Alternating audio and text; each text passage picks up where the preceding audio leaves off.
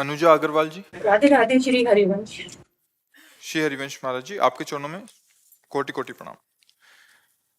महाराज जी, आपकी चरणों में प्रार्थना है। ये प्रश्न है, महाराज जी, जिन शिष्यों को आपके सानिध्य व सेवा का सौभाग्य मिला है, वो उनके इसी जन्म के कर्मों का प्रताप है या पिछले जन्मों के कर्मों के फलों का परिणाम होता है?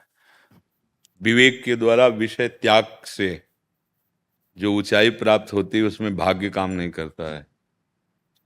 भाग्य में तो केवल शुभ और अशुभ दो प्रकार के कर्मों के ही फल होते हैं।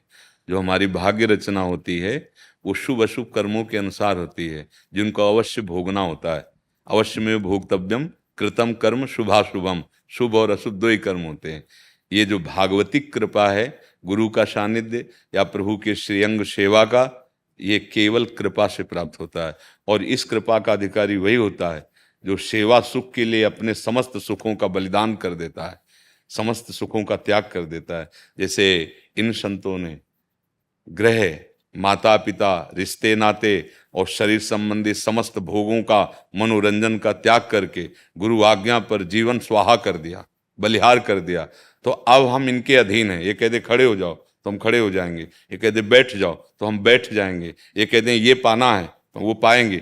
पाने के लिए सामने इसमें ये से हटा दो, नहीं पाना है, नहीं पाना है। स्वामी सेवा के अधीन हो जाता है, सेवक कहलाने मात्र का रह जाता है, वो स्वामी पर अधिकार कर लेता है। देखो हमारे प्रभु विग्रह रूप में विराजमान, शयन कराते हैं तो शयन करते हैं, उठाते हैं तो उठ जाते हैं, भोग लगाते हैं तो पाते हैं, जल पिलाते हैं तो वैसे अधीन, अपने सेवक के अधीन हो जाते हैं, कहलाने मात्र के स्वामी रह जाते हैं। सेवा में इतना बड़ा बल है कि जैसा सेवक चाहता है वैसा स्वामी बर्ताव करते हैं। सुमिर पवन सुत पावन नामू, अपने बस करी राखे नाम। तो ये त्रिगुणातीत बात है, ये कर्मों के फल से नहीं। हाँ, ये अध्यात्म मार्ग है, यह त्यागात शांतिरंतरम। उन्होंने समस्त त्याग को स्वीकार करके केवल गुरु सेवा या इष्ट सेवा पर चित्त दिया। ये भाग्य बने हैं नए, ये नए भाग्य का निर्माण हुआ है। नागरिदासी जन्म जितायो, बलिहारी बलिहारी, हमारी सबही बात सुधारी, कृपा करी श्री कुंज बिहारी, और श्री कुंज बिहारी, ये कृपा से हुआ है। श्री राधिका कृपा बिनु सबके मनन अगम। जैसे हम लोगों का जीवन है, ये स्वामिनी जी के चरण आश्रित जीवन है। अगर आप हमारे सामने बैठ रहे हो, संभाषण कर रहे हो, तो स्वामिनी जी की कृपा से कर रहे हो। अगर स्वामिनी जी की कृपा नहीं तो आप सामने नहीं आ सकते, क्योंकि हम लोग बिके लोग हैं। जब तक स्वामिनी की कृपा नहीं तो आप हमसे संभाषण नहीं कर सकते, आप यहाँ वृंदावन में प्रवेश नहीं पा सकते। प्रथम यथामति प्रणव श्री वृंदावनति रम्य, श्री राधिका कृपा बिन सबके मनन अगम्य। जिनको वृंदा विपिन है, कृपा तिन्हीं की होए, वृंदावन में तमें तो रहन पाइए, आवन पाइए सोए। तो हम लोग जैसे सेवा में, ये केवल लाडली लाल की कृपा, और इन्होंने जो त्याग किया ये उसका अधिकार है, उसका फल है। माता पिता भाई बंधु, सांसारिक सुख भोग संपत्ति सर्वस्व त्याग कर ऐसे लाडली जुगे। जैसे रूप लाल हित हाथ बिकानी, तो फिर अब निधि पाई मनमानी। अब इनका ठेका है हमारे हृदय में। और भगवान का स्वरूप, उनका नियम यह है, अपनो परण विसार भगत को पूर्व परण निभाऊं, जाचक जाचू कहे तो बेचे से बिक जाऊं। उन्हीं भगवान के बल पर कह रहे हैं, उन्हीं ईश्वर के बल पर कह रहे हैं कि जिसने समर्पण कर दिया, हम तो पोस्टमैन हैं, इधर की बात उधर कर दी, उधर की बात इधर कर दी, हमने जहां पहुंचाई। तो जो श्री हरिवंश शरण जे आए, श्री वृषभान कुंवरी नंद नंदन निज कर अपनी चिट्ठी चढ़ाए।